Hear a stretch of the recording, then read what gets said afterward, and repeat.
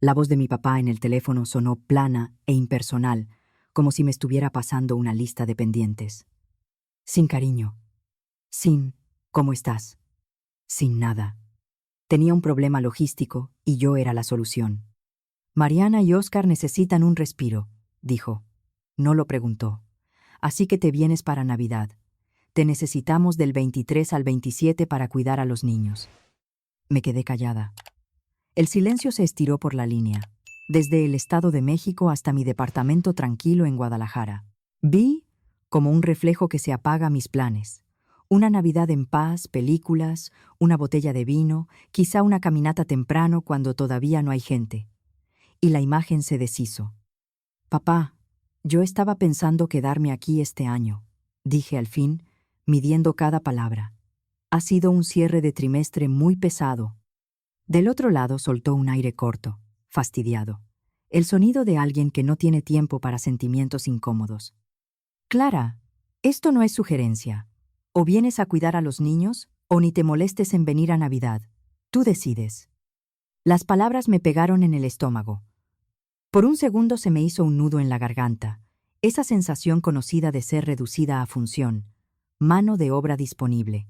Una vocecita que odio, la que siempre suena como mi mamá, susurró. No seas egoísta. Eso hace la familia. Abrí la boca para pedir perdón, para doblarme, para convertirme en la hija fácil y conveniente que siempre he sido. Pero antes de que pudiera decir nada, él remató, seco. Mariana cuenta con esto, Clara.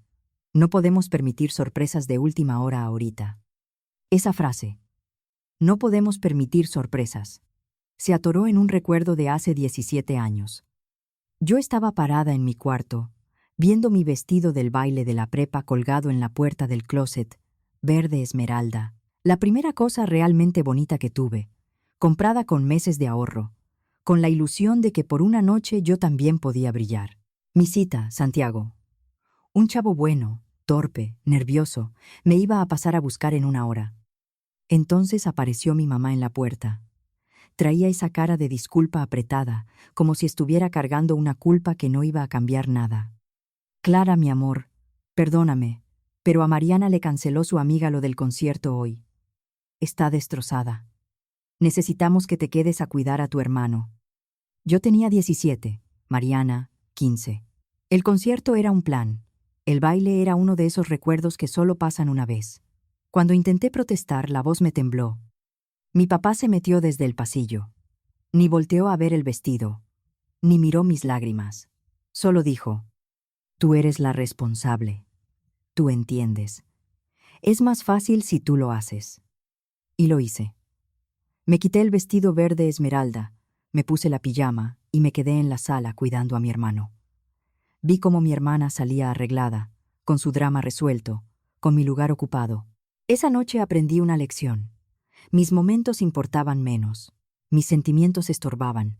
Mi papel era amortiguar la incomodidad de todos. No fue la primera vez, claro. Solo fue la que cristalizó un patrón que venía desde siempre.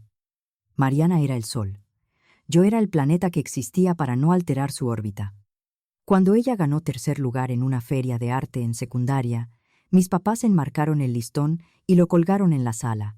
Cuando yo gané una beca a nivel ciudad por un texto que escribí, mi mamá vio el certificado y dijo, «¡Qué bien, mi amor!», sin quitar los ojos de la tele. Las rodillas raspadas de Mariana se atendían con urgencia dramática y helado. Mi muñeca rota, me caí del encino del patio, porque a mí siempre me gustó trepar. Fue recibida con un suspiro desesperado y un «ya ves», por no tener cuidado. Me adapté. Aprendí a ser de bajo mantenimiento, a no pedir nada que pudiera causar un gramo de trabajo. Me convertí en la hija fácil, la que sacaba buenas calificaciones sin que nadie se sentara conmigo, la que no tenía dramas, la que resolvió sola sus trámites, sus solicitudes, sus becas, porque en el fondo sabía que nadie más lo iba a hacer. Me convencí de que eso era virtud. Yo era fuerte, independiente. No necesitaba el apapacho que Mariana sí necesitaba, pero muy dentro de mí sabía la verdad. Estaba intentando ganarme el amor que a ella le daban gratis. Intentaba ser tan útil, tan discreta, tan sin necesidad, que al final ya no les quedara de otra más que verme. Nunca funcionó. Mi graduación de la universidad fue una clase magistral de invisibilidad. Mis papás sabían que terminaba en diciembre, cuando casi no hay ceremonias grandes. Así que decidieron juntar la celebración con el cumpleaños de Mariana. Lo que debió ser un día sobre 4 años de esfuerzo, terminó siendo una fiesta ruidosa sobre lo divertida que era mi hermana y lo mucho que la familia celebraba unida. La gente me daba regalos pensando que eran para ella. El brindis de mi papá mencionó mi título como de pasada.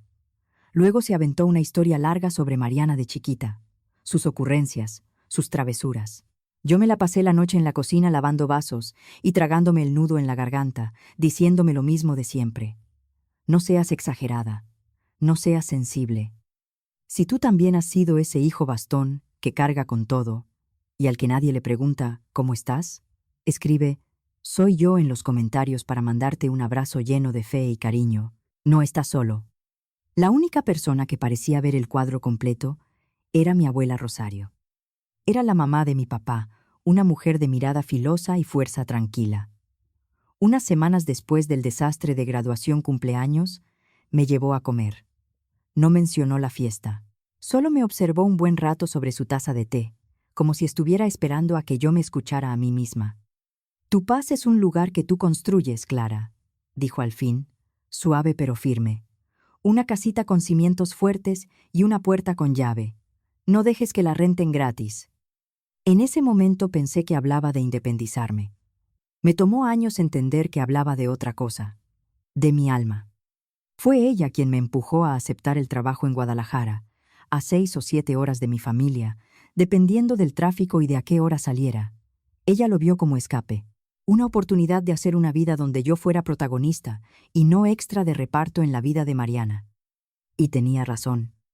En Guadalajara me convertí en alguien nuevo, alguien a quien valoraban por su trabajo, alguien con amistades que preguntaban «¿Cómo estás?», y escuchaban de verdad. Alguien que, despacio, con esfuerzo, empezó a creer que merecía ocupar espacio. Pero cada llamada, cada visita, me regresaba a lo mismo. Para ellos, yo seguía siendo la Clara de siempre, la confiable, la que resuelve, la que absorbe el estrés, la que hace que todo sea más fácil. Y con el teléfono pegado a la oreja, con el ultimátum de mi papá rebotando en el silencio, sentí como si las paredes de la vida que había construido temblaran, porque siempre había sido más fácil si yo cedía. Esa sensación me acompañó toda la semana. Era la misma que tuve en la comida familiar de finales de noviembre del año pasado, esa que mis papás organizan porque ya casi empieza diciembre y porque a mi mamá le encanta tener a todos en la mesa. Yo tenía un proyecto enorme en la chamba, uno que podía llevarme a un ascenso. La presentación final era el lunes después de esa comida. Le marqué a mi mamá con 2 semanas de anticipación, explicándole que no iba a poder ir, que de verdad estaba encima. Yo fui cuidadosa, casi pidiendo permiso para tener carrera. La culpa llegó inmediata, perfecta. «Ay, Clara», suspiró, cargando la voz de decepción. «Pero Mariana estaba tan ilusionada con que vinieras a ayudarnos con los niños. Tú eres buenísima. La familia se sacrifica, ¿no? ¿Y qué vamos a decir cuando pregunten por ti?» El mensaje estaba clarísimo. Mi trabajo era capricho. La necesidad de mi hermana de niñera gratis era sagrada. Terminé desvelándome 2 noches para adelantar. Salí de madrugada para no atorármelo todo. Manejé esas 6 o 7 horas y pasé todo el fin de semana detrás de niños, levantando platos, lavando trastes, mientras Óscar veía el partido en el sillón. Me dieron un gracias distraído cuando me fui. Yo no recibí el ascenso. Estaba contando esa historia exacta en terapia con la doctora Jimena Salgado cuando entró la llamada de Navidad. Sesión por videollamada. 1 vez por semana. Mi salvavidas. Cuando mi papá colgó, me quedé viendo la pantalla. El silencio entre mi sala y su consultorio parecía pesado. «Pues, supongo que voy a ir», dije. Y mi voz sonó lejos, hueca. La doctora Salgado me miró con calma. «¿Qué escuchaste en la voz de tu papá ahorita, Clara?» «No sé, que estaba molesto, que yo estaba complicando las cosas». «Yo escuché un trámite», dijo. suave, como si te hablara para asignarte algo. Y cuando dudaste, te lanzó una amenaza: quitarte el premio, que en este caso es la inclusión familiar. Me encogí. Duele escuchar algo así tan directo. Pero era verdad. Pero es mi familia, murmuré. Y la programación vieja salió sola. Es Navidad. A lo mejor debería ir. Son 5 días. Clara, dijo ella, firme sin ser dura. Toda tu vida tu familia ha tratado tu tiempo y tu energía como si fueran de uso libre. Tienen un problema de Mariana y decidieron que tú eres la solución. Lo que tu papá te dio no fue una petición familiar, fue una tarea sin pago, entregada con chantaje emocional. No eres mala hija por querer tu propia vida. Eres una adulta que está reconociendo que las condiciones de ese arreglo son abusivas. La frase quedó suspendida, clarísima. Durante años yo había visto todo a través de una neblina de culpa y obligación. Ella me estaba poniendo lentes. Y con esos lentes, lo que yo llamaba amor y deber se ordenaba como algo más frío. Un intercambio. Yo era un recurso. Mientras ella seguía explicando límites, no como ataque sino como respeto propio, mis dedos se movieron solos sobre el teclado. Minimicé un poco la ventana de la videollamada y abrí el navegador. Fui a un anuncio inmobiliario que tenía guardado desde semanas atrás. Una cabañita triangular, rústica, entre pinos, rumbo a Mazamitla. Era mi secreto, mi sueño. Una versión literal de La casita con puerta con llave, de mi abuela Rosario. Llevaba meses pagando y estaba a un paso de ser mía. El primer paso, decía la doctora, es reconocer que tienes opción. No tienes que contestarle hoy. Puedes sentarte con la idea de que no estás obligada a decir que sí. Le di clic a Pago final. Mi información bancaria ya estaba guardada. Con su voz en el fondo, hablando de elección y dignidad, presioné Confirmar transferencia. La página se actualizó y apareció una línea en verde. Felicidades por tu compra. Un tintineo suave sonó en la computadora cuando el correo de confirmación llegó. Comprar la cabaña no se sintió como una decisión planeada. Se sintió como reflejo. Como si mi cuerpo hubiera entendido algo antes que mi cabeza. Esto era supervivencia. No era un capricho barato. Era una meta que me había costado años. Varios cientos de miles de pesos ahorrados con cuidado, recortando de aquí y de allá, y pagando en abonos hasta llegar al final. Los días siguientes viví en 2 realidades. Por fuera seguía siendo la hija bien. Mandaba mensajes tibios a mi mamá como: sigo acomodando mi agenda, ahorita te confirmo, mientras por dentro se estaba armando una revolución. En las noches buscaba sábanas calientitas, una olla de hierro, tazas térmicas. Compré una cobija de lana ridículamente suave. Estaba construyendo un nido, un fuerte. Y mi familia seguía pensando que yo solo estaba viendo la logística de mi rendición. El primer golpe, en su mundo perfecto, llegó un martes por la mañana. Me cayó una notificación de mi servicio de alertas del buró de crédito, de esas que casi siempre ignoro. Se registró una nueva consulta a tu historial. Me quedé helada. Yo no había pedido tarjeta, ni préstamo, ni nada. Abrí los detalles. La consulta venía de un banco del centro del país, con sucursal en Toluca. Era por un crédito empresarial. En la información de la solicitud, mi nombre aparecía como aval propuesto, no como algo ya firmado, sino como si alguien hubiera metido mis datos para intentar amarrarme al asunto. Me bajó la sangre a los pies. Esto tenía que ser un error, un cruce de datos. Pero la coincidencia, apenas una semana después de la frase de mi papá sobre no permitir sorpresas, se sintió demasiado exacta como para ser casualidad. Esa noche me metí en un hoyo del que no salí hasta la madrugada. No porque yo supiera meterme a las finanzas privadas de nadie, ni porque tuviera acceso a cosas secretas. Solo porque hay información pública para quien sabe buscar y tiene paciencia. Y yo, además de ansiosa, soy buena encontrando patrones. Me tardé horas, brincando entre portales, archivos en formato PDF y búsquedas, juntando rastros. No era un expediente completo. Eran señales. Un folio por aquí, un aviso por allá, un documento suelto que te deja ver de qué lado sopla el aire. Empecé por el nombre de Oscar. Lo primero que apareció fue una empresa que había registrado 2 años atrás. Una sociedad de responsabilidad limitada de capital variable. Algo de consultoría tecnológica. Luego encontré un aviso de un juicio mercantil por incumplimiento de pago. Después, una referencia a un gravamen registrado sobre la casa de él y Mariana. Me recargué en la silla. La luz del monitor me bañaba la cara. La historia que contaban esos pedazos era simple y brutal. Mariana, la hija dorada, la que siempre parecía ir flotando, estaba hundiéndose. El negocio de Oscar se había caído. Estaban ahogados en deudas, probablemente por varios cientos de miles de pesos, si no más. Y claramente habían corrido con mi papá a pedir rescate. La consulta a mi buró no era un error. Habían intentado usar mi nombre, mi historial limpio, para conseguir más dinero, y mi papá lo permitió. La exigencia de cuidar a los niños no era porque Mariana mereciera descanso, era porque no podían pagar niñera. No era solo descaro, era desesperación. La sangre llama, pero el abuso lastima. Con tu sabiduría de los años, dime, ¿crees que Clara hace bien en proteger sus ahorros o debería perdonar porque son sus padres?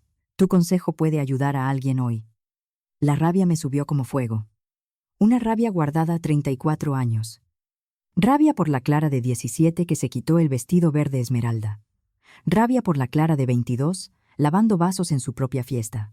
Rabia por cada vez que me hicieron sentir incómoda, exagerada, difícil, solo por existir fuera de su conveniencia. Y en ese momento, una parte de mí quiso quemarlo todo. Mi cabeza empezó a correr escenarios como cuando hago análisis en la chamba, pero esta vez no eran datos fríos, era venganza. Me imaginé la Nochebuena. Me imaginé no contestar su videollamada hasta que estuvieran todos juntos. Tíos, primos, gente que siempre mira y juzga, y entonces entrar yo, sonriente, serena, en la pantalla. Ay, perdón por no ir, diría. Traigo mucho trabajo. Pero encontré unas cositas. Y compartiría pantalla. Mostraría los registros del juicio, el gravamen, la empresa caída. Mostraría la consulta en mi buró. Narraría su mentira punto por punto frente a toda la familia. Vería a Mariana palidecer. Vería a mi papá perder el control. Vería su mundo perfecto hacerse trizas. La fantasía fue tan viva y tan dulce que el corazón me latía fuerte. Yo podía hacerlo. Tenía evidencia. Podía humillarlos. Por un instante me dejé saborear la idea de convertirme en eso que siempre insinuaron que yo era cuando no obedecía.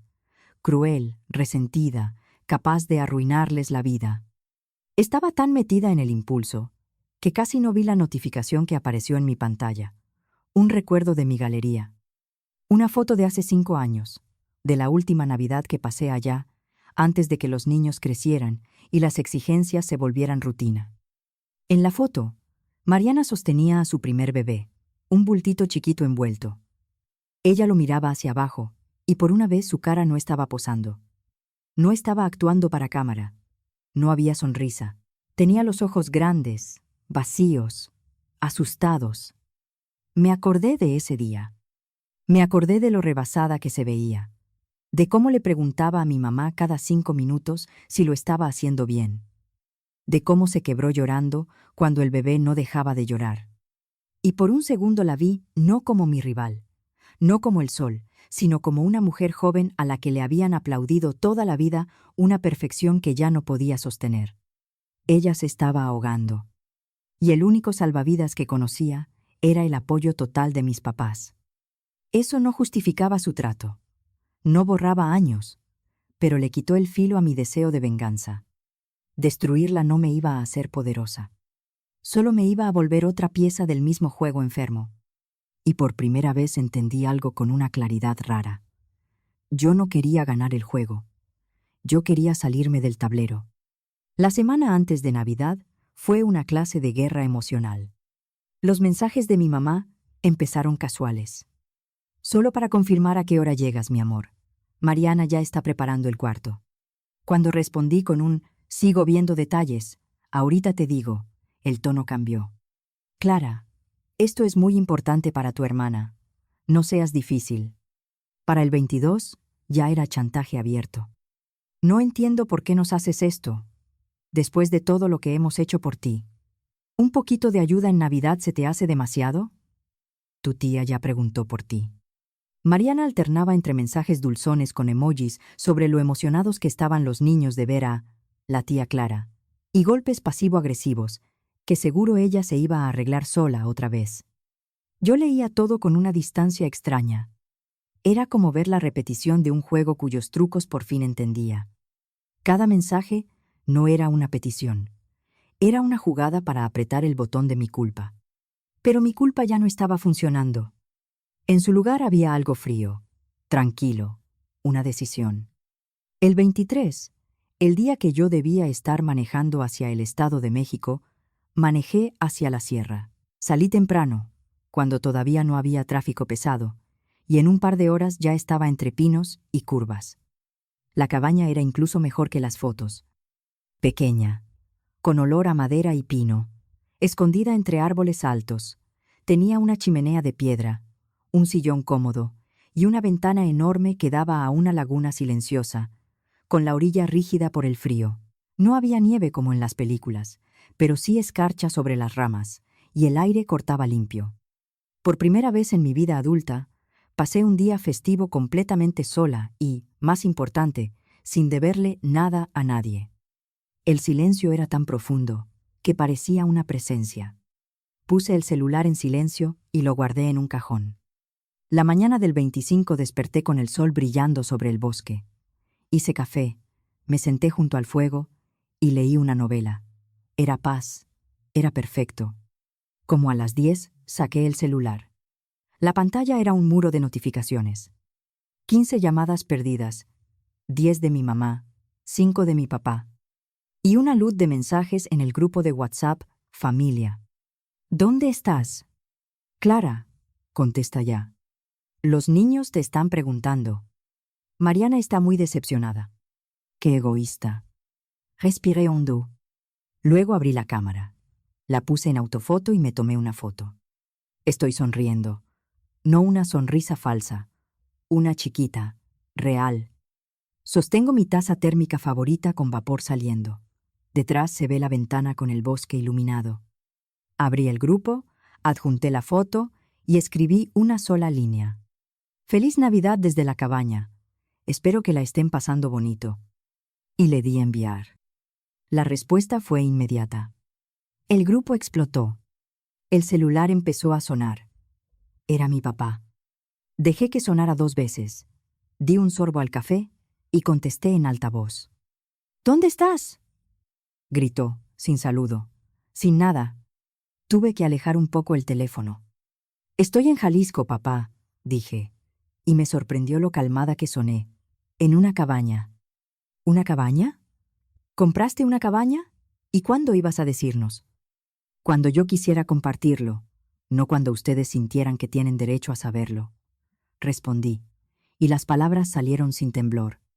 Se suponía que estabas aquí, siguió, enojado. Tienes obligaciones. Mariana contó contigo. Óscar tenía reservaciones no reembolsables. Les arruinaste la Navidad. Esperé a que hiciera una pausa para respirar. Antes me habría quebrado. Habría pedido perdón. Habría intentado arreglarlo. Esta vez solo escuché. Y debajo del enojo oí pánico. Esto no era por una vacación arruinada. Era porque el sistema se les estaba cayendo sin aviso. Yo no arruiné nada, dije, pareja. Los planes de Mariana son responsabilidad de Mariana, no mía. Mi tiempo ya no es un servicio gratis para esta familia. ¿Tu tiempo? Se burló. Estás sola, no tienes hijos. ¿Qué más tienes que hacer? Ahí estaba. El centro de todo. La idea de que, como mi vida no se veía como la de ellos, entonces estaba vacía y disponible. Sentí algo parecido al poder, pero no de gritar ni de humillar. Un poder limpio, como cuando por fin entiendes un patrón y ya no te puede engañar. Yo tenía datos, tenía hechos, y por fin estaba lista para decirlos. Papá, dije, yo ya vi lo del crédito empresarial. Ya vi el gravamen en la casa de Mariana y Oscar. Ya vi que están en problemas. Y ya vi que intentaron meter una solicitud poniendo mis datos como aval, sin pedirme permiso. Silencio total. Escuché su respiración, cortada. No sabía que yo lo sabía. Había asumido, como siempre, que yo no estaba mirando. Esto nunca fue Mariana. Necesita un respiro, continué. Esto fue que necesitaban niñera gratis porque no tienen dinero. No me pidieron ayuda. Me exigieron trabajo con la amenaza de sacarme de la familia. Eso no es familia. Eso es un jefe tratando a una empleada. Se quedó callado mucho rato. Yo imaginé las piezas moviéndose en su cabeza, buscando otra forma de recuperar control. Cuando habló, la voz le salió más baja. ¿Qué quieres, Clara? La pregunta era una concesión. Por primera vez estaba preguntando, no ordenando. Miré la ventana, el bosque, el humo subiendo de la chimenea. Ese lugar era mío. Lo había construido. Yo ya tenía claro algo desde hacía tiempo. Si algún día yo ayudaba, no iba a ser con promesas al aire. Iba a ser con números, por escrito y con límites. Estoy dispuesta a ayudar de manera formal, dije. Después de Año Nuevo, podemos hablar de un préstamo en pesos, con condiciones claras y un contrato. Si yo decido ayudar, será como adulta, con límites. Pero mis servicios de niñera gratis se terminaron. Mi tiempo y mi vida son míos. Y esta es la última vez que mi paz vale menos que sus problemas. El silencio que siguió fue distinto. No era el de alguien juntando enojo. Era el de alguien que acaba de perder una partida. Lo hablamos después, dijo, plano, y colgó. Dejé el teléfono sobre la mesa. Había ganado, pero no se sintió como desfile. Se sintió como el campo después de una batalla, quieto, vacío. Ese día fue una mezcla extraña de paz y tristeza. Caminé entre los pinos. Solo se oía el crujido de mis botas sobre la tierra fría y las hojas secas. El aire me llenó los pulmones, limpio, helado. Por primera vez, no cargaba el peso de las expectativas de mi familia. La ligereza mareaba. Pero con esa ligereza llegó una pérdida. Había roto la dinámica vieja, la que definió mi vida. Era asfixiante, sí, pero también era conocida. Ahora era libre. Y al mismo tiempo, me sentía completamente sola. En la tarde silencié el grupo de WhatsApp. No podía ver el drama, el reacomodo, la prisa de ellos por armar otro sistema donde yo volviera a ser la solución. Horas después entró un mensaje privado de mi mamá. Era larguísimo. Un monólogo con llanto escrito, mitad disculpa y mitad reclamo. Perdón si sentiste que tenías que hacer esto. Es que no entiendo por qué no pudiste hablarlo. Mariana está destrozada. Ella te admira tanto. Solo queríamos estar juntos. Era una no disculpa perfecta, un manual de cómo convertir mi límite en su sufrimiento. Lo leí varias veces. Antes habría llamado de inmediato, desesperada por calmarla, por asegurarle que sí la quería, por cargar la culpa de todos. Esta vez escribí una sola respuesta, clara. Necesito espacio para procesar todo. Yo las busco cuando esté lista. La envié. Luego, apagué el celular. Prendí más leña en la chimenea. Me acurruqué en el sillón con el libro de poemas favorito de mi abuela Rosario y dejé que el silencio me envolviera. Estaba de luto. No por la familia que tenía, sino por la familia que siempre quise, la que solo existía en mi imaginación. Una donde el amor no fuera condicional, donde mi valor no dependiera de mi utilidad. Aceptar que esa familia no iba a existir dolía más que cualquier llamada enojada. Elegirme a mí significaba aceptar que quizá, por un tiempo, yo iba a tener que ser mi propia familia. Esa noche, antes de dormir, vi el celular en la mesa de noche. Negro, inerte, sin vibraciones, sin exigencias, sin recordatorios de obligaciones.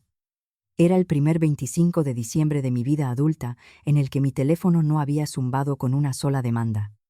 Y ese silencio fue lo más triste y lo más tranquilo que había escuchado. 3 meses después, la cabaña ya no estaba en silencio.